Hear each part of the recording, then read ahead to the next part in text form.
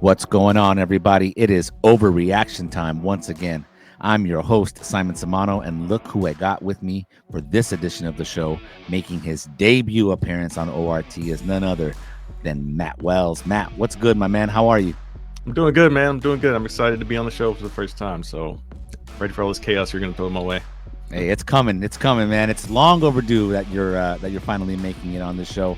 I'm excited to have you. We've got a lot to talk about coming out of UFC 312, plus some other items. So you ready to get down into this? Yeah, man. Let's do it. All right, Kamikaze, you know what time it is. Hit it. I mean, guys, what are you fucking? Is this tonight's stupid question night? Are you guys that fucking stupid? You can't be that fucking stupid. Who gives a shit? One of the dumbest things I've ever read in my life. Fucking common sense. Everybody knows that.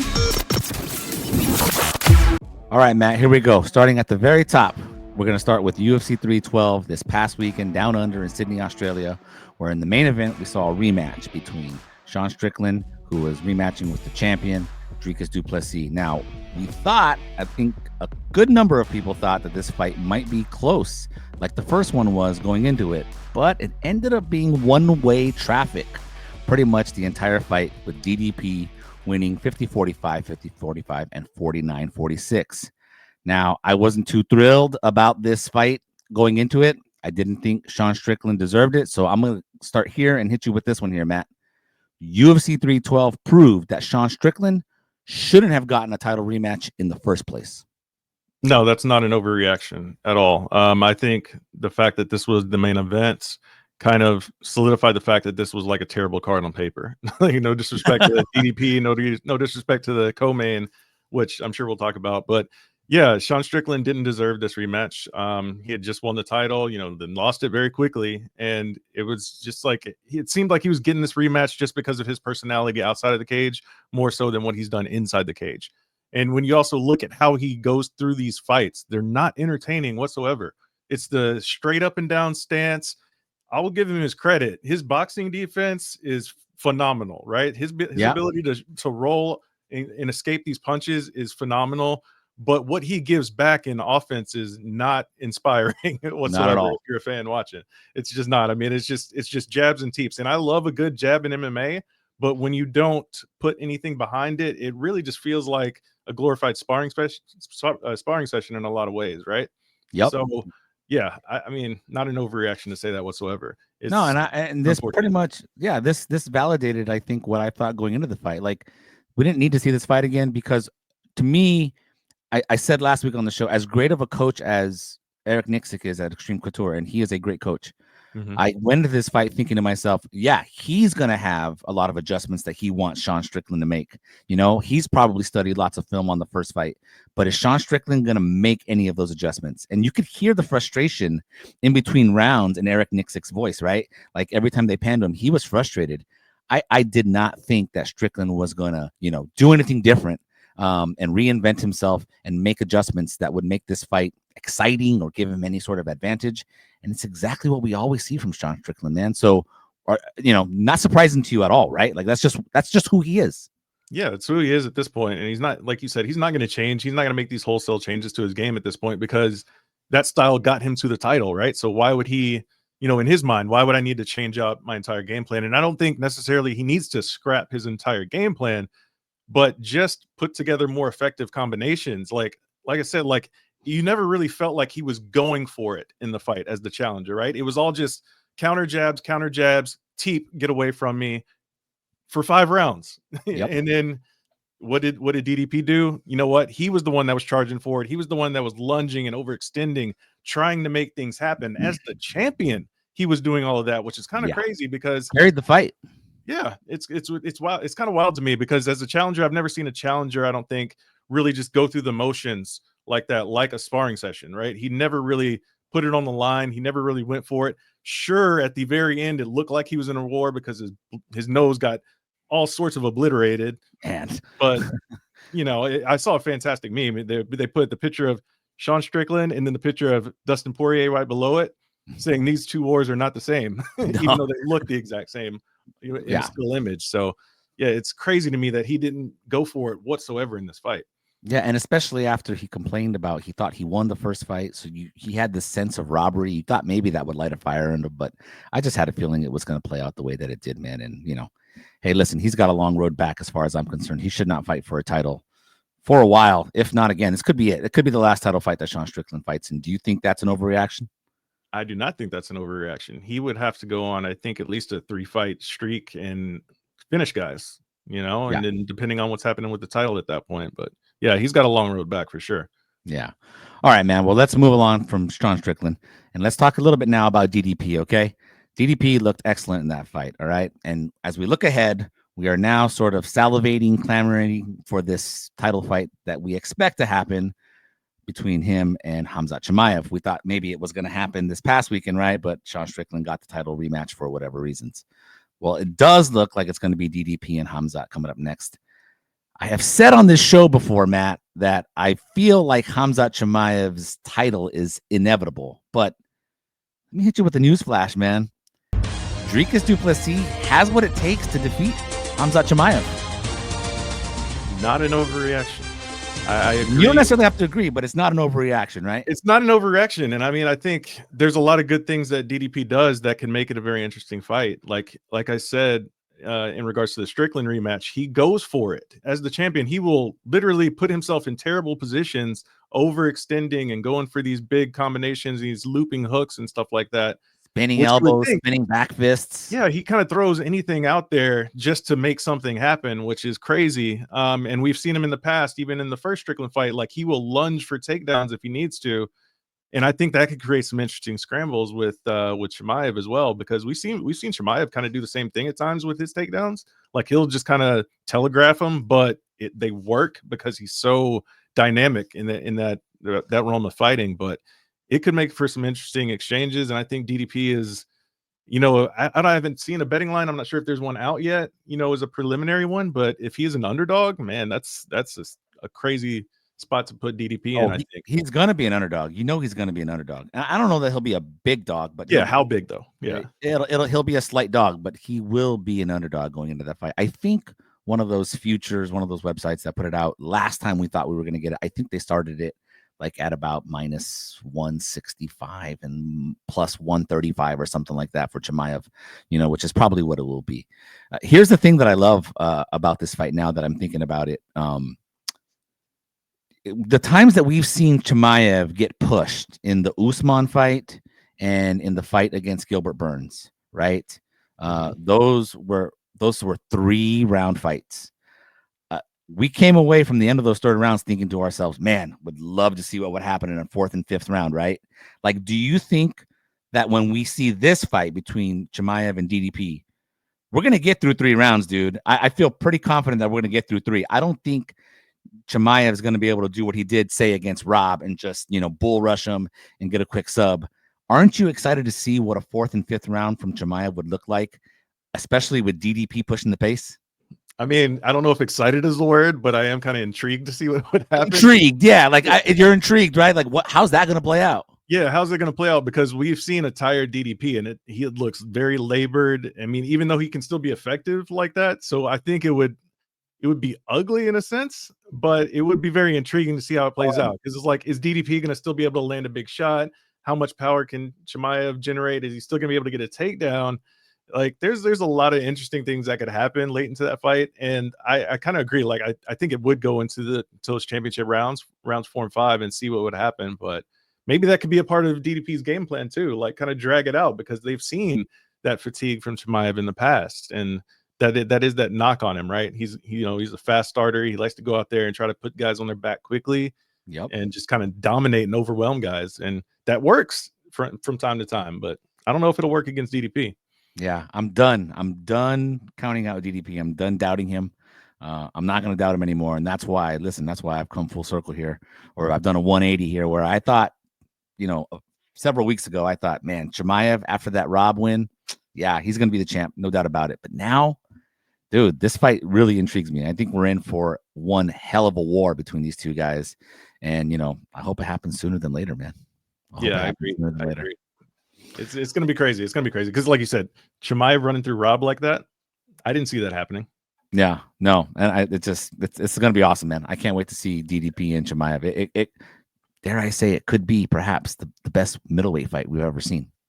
Just watch. Let's see. All right. That's the hot take right there. All right, man. Let's move on to the co-main event of UFC 312, where, man, and another display of one-way traffic. It was champ Zhang Weili really putting it on Tatiana Suarez in her first title fight, coming away with scores of 49-46, 49-46, and 49-45. I mean, again, just another case of one-way traffic. Looking at the MMA Junkie predictions now, man, the MMA Junkie staff predictions, all of us took Tatiana Suarez to win this fight, except for Mike Bond, who picked Zhang Weili. And it just felt like the general sentiment going into this fight was that it was Tatiana's, crowning moment, because we've been waiting so long. But let me just go ahead and hit you with this, man. We owe Zhang Weili an apology after the way she dominated Tatiana Suarez. Not an overreaction. We absolutely do. It's literally, I do for sure. It's my t-shirt right here, right? Because that's all. That was all of us. We were expecting Tatiana to go out there, and then by round 2, we were all kind of like backing back into the bushes, be like, "Oh, wait a second, we forgot Zhang Weili is this dominant force. We forgot Zhang Weili can strike her ass off. We forgot she has phenomenal takedown defense." Like, that's what all the Tatiana Suarez supporters were thinking. And, it's kind of one of those things where I think we all overlooked it just because we were like, Tatiana's destined to be a champion. It's just her crowning moment's going to come one of these days. Just put her in a title fight. She'll win the belt. Yeah, well, the problem was Zhang Weili had her own ideas about that. And she's just a phenomenal fighter, man. And like I said, we really shouldn't have overlooked her. I know that there's some people out there that didn't overlook that were, analyzing the fight, from X's and O's perspective, so to speak. And they were correct if they said, hey, well, if Zhang Weili can stop a takedown, she can win this fight pretty easily. And that's what happened, man. She really showed She really showed Tatiana's got a lot of work to do on her striking. That's really what it was. The discrepancy between the grappling and the discrepancy between the striking, that striking discrepancy was massive, and the grappling discrepancy was not so massive, particularly the takedown defense, man. I mean, that's what great coaching and a great training camp will do, right? Like, you shore that up. You take away Tatiana's main threat. Zhang Weili can then just, unload on her. But, man, like that first round, the weird thing was, like, that first round, the first takedown that Tatiana got, did you kind of feel it was kind of accidental?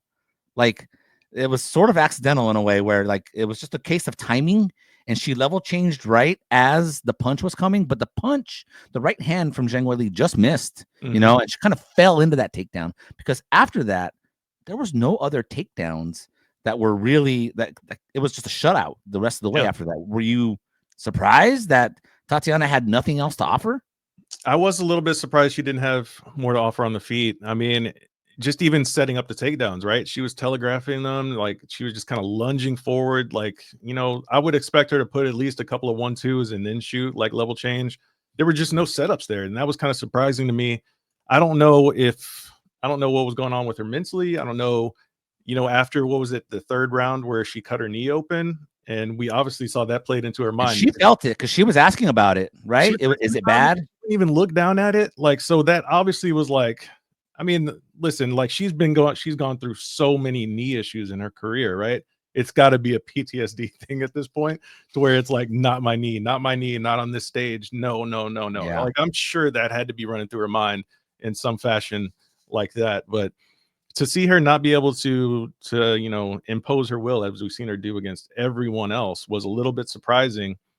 But I mean, you got to credit Zhang Weili for being that staunch, opposition, to be like, nope, you're not getting this. Nope. Oh, you thought you had a takedown. I'm on top now. So it was a big reminder. Be like, no, Zhang Weili she's her. She is her. Yeah. Right now. All right. Okay. So that is a great segue into my next overreaction, which I don't think is an overreaction, but let's see what you think. All right. You just said, let's give her some credit. She is her. Let me hit you with this one now, Matt. Zhang Weili will go down as the greatest UFC strawweight of all time. Whew. not an overreaction, but she's not quite there yet. Obviously, I think I still have Joanna Jędrzejczyk number 1. Okay. Just because she put 6 defenses in a row together, right? To do that and have that long reign, that long sustained reign of championship fights after championship fights and finishing people and, fight of the year's fight nominees and all that stuff. Incredible run she had. But Zhang Weili, she's right there. Obviously Rose Namajunas is in that mix as well, but she didn't have the title defenses, even though she captured the belt twice.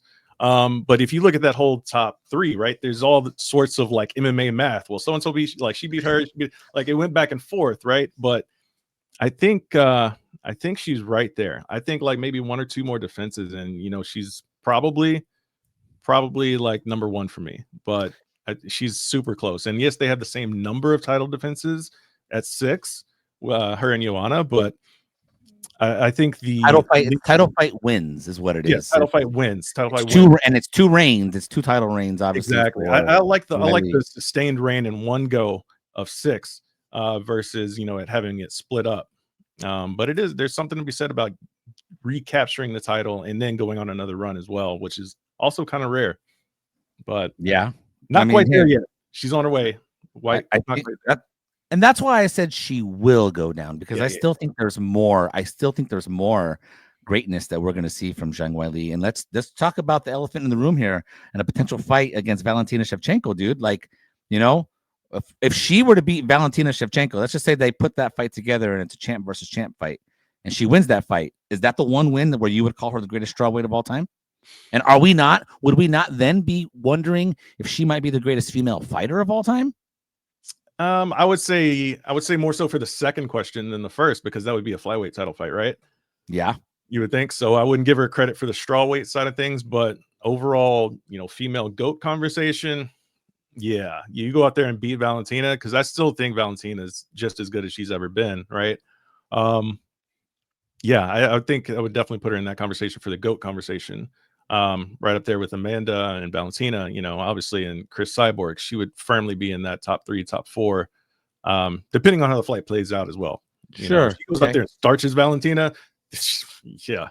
But if it's a brainer at that point, but I don't know if that's going to happen. Of course, but if it's like a split decision or something like that, then we're like, all right, let's pump the brakes a little bit, see what she does from here afterwards. But yeah, it's a huge legacy defining fight regardless. Yeah, I think things are set up for Zhang Weili to go out on top, potentially. I mean, don't get me wrong. This fight with Valentina, if it happens, it's going to be an intriguing fight. It's going to be an interesting fight. It's probably going to be kind of a chess match, right? To some degree. But, you've got Zhang Weili, who's 35, and Valentina, who's 36. They're right where they are, age-wise. They're pretty even. And if you look back at the rankings now in the strawweight division, what awaits Zhang Weili next? If it's not Valentina that she fights in a champ versus champ fight, well, what awaits her? I mean, she beat Tatiana, she beat Yan Xiaonan, and you got Virna Jandiroba as an option. She's beaten Jessica Andrade. She's beaten Lemos.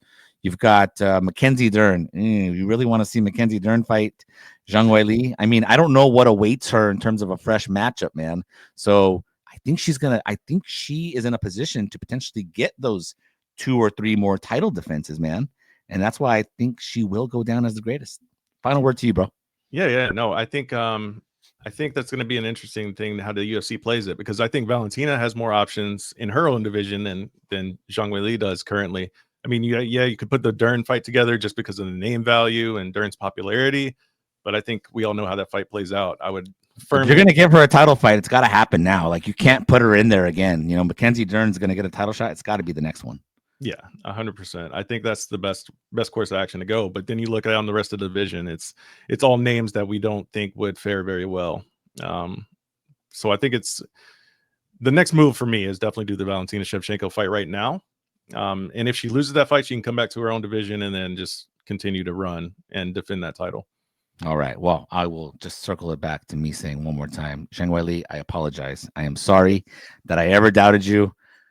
Really, it was just me being blinded by Tatiana Suarez. But Zhang Weili, amazing. And I can't wait to see what happens moving forward with the rest of her career. All right, man. Let's move away from UFC 312 because there's nothing else to talk about from that card, really. I mean, the card was what it was. So we're going to move away from UFC 312. We talked about the main and co-main. And let's talk about something in the news this past week, all right? Diego Lopes did an interview with Submission Radio, okay? And Diego Lopes did an interview where he thought that, he thinks that he should be fighting for a title next.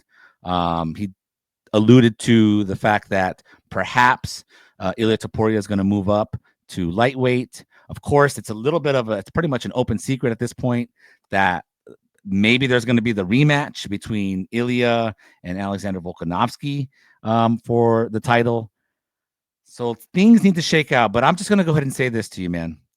Diego Lopes's next fight, it needs to be for the UFC featherweight title. Not an overreaction. And I don't care. And I mean, I don't care if it's against Volk for a vacant title or if he should leapfrog Volk and get the next shot at Ilia. He should fight for the title next. He absolutely should. Not an overreaction. He should be fighting for the title next, and Volk should not be in a title fight. I don't know why he is. I'm sorry. I love Volk. I'm a fan of Volk. Obviously, he's very high on one of my favorite fighters list, just inside and outside of the cage. Great personality, great person, it seems like, outside of the cage. But dude, look at his recent record, man. Like, how many title fights can you lose and just keep getting title shots? I mean, I don't care what division it's in. Like, you got to win a non-title fight to get back in that position. I'm not one that's huge on immediate rematches, period. Like, as we kind of talked about with DDP, Sean Strickland, right? Like, got thrown back into a title fight way too fast. I don't think that should be any different with Volk. So yes, Diego Lopes should be that guy next. He just seems like the guy, the number one contender in that division that's, on a streak. He's like ready to go. Like, the skills, like what he does inside the cage, man, he's just got it. The fan support is there for him. He's just got everything going for him right now. So I don't know why they would delay that. Yeah. I mean, you got to strike now, sense. Right? Yeah. Strike now. 5-fight winning streak. Did you a damn solid by taking the Dan Ige fight, on freaking hours notice the day of. Then he goes on and he has to win one more. Well, he beat Brian Ortega, a legitimate title contender, a guy who's fought for a title before. That's it. That's all he needed. That's it. Now he should get the title shot next.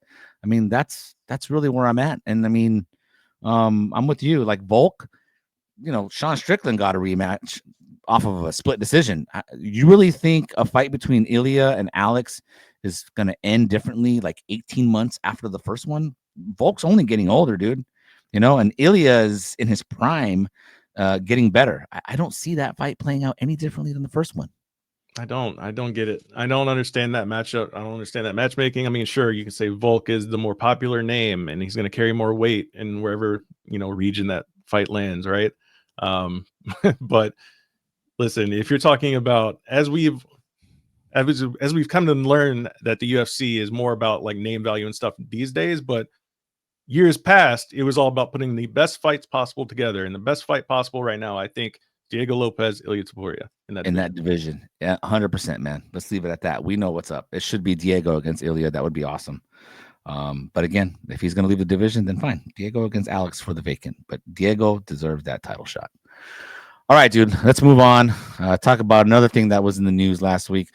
Crazy thing that was in the news last week. Not to do with MMA. Here we go, talking about some boxing on this show. And that's because Canelo and Jake Paul was this close to happening. Dude, it was this close to happening, and then Big Turkey comes in and signs Canelo to a 4-fight deal, and boom, there it goes. And we've seen some things have been said about Canelo by Jake Paul. Not very happy with what's happened. Called him an owned slave, and this, that, and the other. Okay, well, let me just tell you this though, dude. This might surprise you. I'm interested to see what you think. It's too bad that we're not getting Canelo versus Jake Paul. I wish we were. I wish we were getting it, man.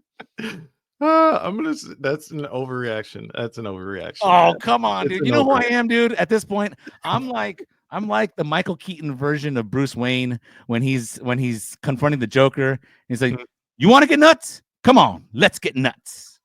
I want to get nuts, dude. Let's go." Listen, like, this whole thing came together because one guy is out there doing the most in social media, talking all the shit he can, right? And Jake Paul. Boxers need to take notes from Jake Paul. Like, yes. Actual contenders take notes from Jake Paul. he is the reason 70,000, 65, 70,000 people filled up Cowboy Stadium. Mike Tyson obviously is a very intriguing name in combat sports. We all know, right? But everybody showed up for that fight to see Jake Paul get knocked out. And why? Because Jake Paul gets a rise out of people for the stuff that he does on social media. Like, he says all of the right things or wrong things, however you want to look at it, but it gets reaction. And that's what gets people interested. And they want to see him get knocked out. They want to see him shut up. So they're going to show up to the fights. They're going to be intrigued to see what happens. And I get that would be the same thing with the Canelo fight. And I would assume that's why you would want to see it, because you'd want to see Canelo just starch him in like 2. I mean, yeah, I don't expect that the fight's going to go any other way, but one-sided. So don't get me wrong. I'm just ready to embrace the chaos, dude. Yeah, exactly. But so like now when we see Canelo sign with Turkey and then he's got like this, mandatory fight, everybody's like, against who?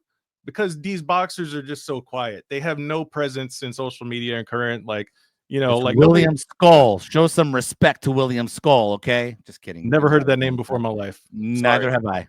No, I follow boxing. I don't follow it, like I do MMA, obviously, but I know certain names that are not necessarily champions. Never heard of this guy in my life. And maybe that's an indictment on me and my boxing knowledge, whatever. But maybe boxing junkies haven't really heard of this guy either. Yeah, exactly. So it's one of those things where, like, why are these guys not out there putting their name out in Front Street before they get into these big title fights? Like, you got to do something. I mean, again, with Canelo, like, David Benavidez is also a guy that's out there. Everybody knows who David Benavidez is because he's just a monster inside the ring. So a lot of his performances kind of speak for themselves, but he's also done the work of calling Canelo out and putting his name out there, saying, I need that fight. Canelo's scared to fight me and all that kind of stuff. Never heard that from any of these other guys. No. Maybe because they're just scared of biting off too much that they can chew or whatever. But you still have to do it to get yourself in that position, at least to generate that fan interest. Regardless of what happens in the ring, that doesn't matter.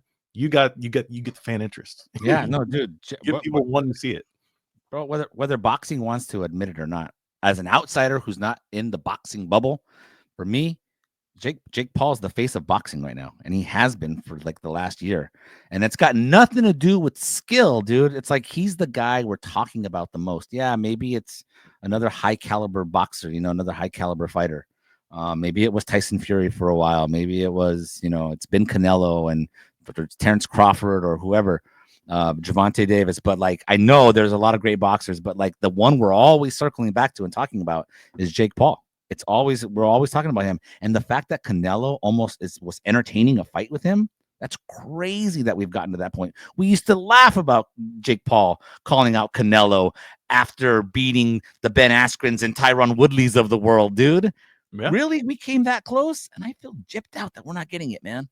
I feel like we just got robbed of a freaking moment. But it's a huge win for Jake to even get to this point. Kind of to your point, to even have a signed contract from Canelo Alvarez, I know that there's some debate. They were like, oh, that's a confidentiality agreement, whatever. Like, yes, you don't know what else is on the other pages that we're not seeing, right? Yeah. And Jake kind of also explained how that process works for the people that don't know. They take that, find a broadcast partner, all that kind of stuff. Anyways, it gets into the weeds after that. But the fact that Jake Paul even got Canelo Alvarez's attention after all of this stuff is insane to kind of fathom. If you rewind just even, 12 months ago, right? Be like, there's no way Canelo signs a contract to fight Jake Paul. No way. And then here we are in 2025. Like, it's like, I don't know. There's a lot of things going on in this world that's crazy right now. And that's certainly one of them. It's crazy, man. It's crazy. Well, I'm sad that we're not getting it. Sad trombone. Sad trombone sound, because now it's Canelo against William Skull, and I would much rather have seen Canelo against Jake Paul. So anyway, all right, man, we're going to talk about one more thing on this show, and it's got nothing to do with combat sports. See, for those of you guys watching, Matt and I, we're football guys. We love watching the NFL. He's a big Cowboys fan, big Niners fan. This past Sunday, Super Bowl went down. Chiefs, Eagles put it on the Chiefs. 40. What was the final score, Matt? 40. I forgot. 40-22. And it really wasn't even that close, Matt. So let me just go ahead and hit you with this, because I just have to get this one off my chest. All right. The Chiefs were never that good all season, and the Super Bowl blowout shouldn't be a surprise. Not an overreaction. Thank you, sir. Thank you. Like you said, like if you watch the Chiefs this year, it was a struggle bus all year long, but they kept finding ways to win games. And yes, the refs came into their favor a lot. I mean, there was a lot of ticky-tack calls that went their way throughout Too the whole many. season. And it looked like it was going to start that way in the Super Bowl too, with that OPI call on Yep. In the very beginning, in that first drive, we couldn't even get through one drive without some controversy. I mean, if you want to be technical, yes, you're not supposed to stiff arm in the face, but it was very quick. It was very quick touch, But listen, like they struggled all year, which is crazy because you have Patrick Mahomes, you have speedy receivers on the outside, you have D-Hop now. Like it's crazy to think that they reloaded that offense in that way, and they still struggled to move the ball. I mean, you got to look at the O-line, right?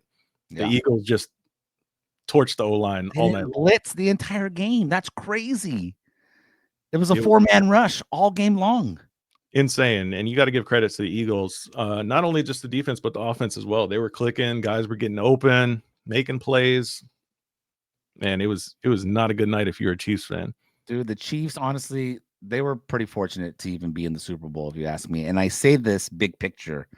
I thought that by the time we got to the point where they were 15-1 and they finished 15-2, the Chiefs were really like a 10-7 team that was really fortunate and lucky to be 15-2 because of, the very first game of the season against the Ravens, where the toe was barely out of bounds, right, on that touchdown against the Ravens. The 50-50 calls that would always seem to go their way, the outright referee BS that would definitely come into play. We had a doink field goal against the Broncos, I think, that would have won the game for the Broncos. Like they were about 4 or 5 wins worse than what they were, dude. I mean, they were pretty fortunate to get 15 wins. They were more like a 10-win team, dude. So to even be in the Super Bowl, and we're not even going to talk about and rehash the Bills game last 2 weeks ago, the championship game with the calls and the fourth down, dude, the Chiefs were not that good all season. It's really not that shocking to see that the Eagles put it on them, dude. Yeah, man. I mean, for the Eagles, like if you watch them, like I watched them pretty much every game. They just seemed on point every game, like in every aspect of football, right? Offense, defense, special teams. They were just so locked in. They rarely just made mistakes. It seemed like they were just perfectly executed, like throughout the whole season, especially that game in the Super Bowl when it counted the most. It just seemed like, dude, we're firing on all cylinders right now. This trophy's coming home to Philly. That's it. The city's going to get destroyed, even though we won. I mean, it's just how it goes in Philly, but it's one of those things. All right. Well, now that it's over with, football season's over with. Pitchers and catchers report this week. So let's go. Baseball season on the horizon as we continue, of course, with our crazy MMA season, which is year long. But anyways, man, Matt, I appreciate you, man. The time for overreacting has come to an end. Thank you for being on the show. I hope you enjoyed yourself, man. I did, absolutely. Even after the worst card of the year. So the worst. Well, I guess it was the worst card of the year. Worst pay-per-view of the year. Worst card. Worst card of the year. All right. Well, 9 decisions, 1 draw. Come on. Yeah. Let's see what the UFC has in store for us for the rest of the year. And you know that we're going to be talking about it every week here on ORT. Matt, thanks again for everybody watching. Please hit that like button, hit that subscribe button if you're enjoying the show. I appreciate you guys watching this long. And for next time, we will see you then on ORT. So long, everybody. MMA Junkie AI.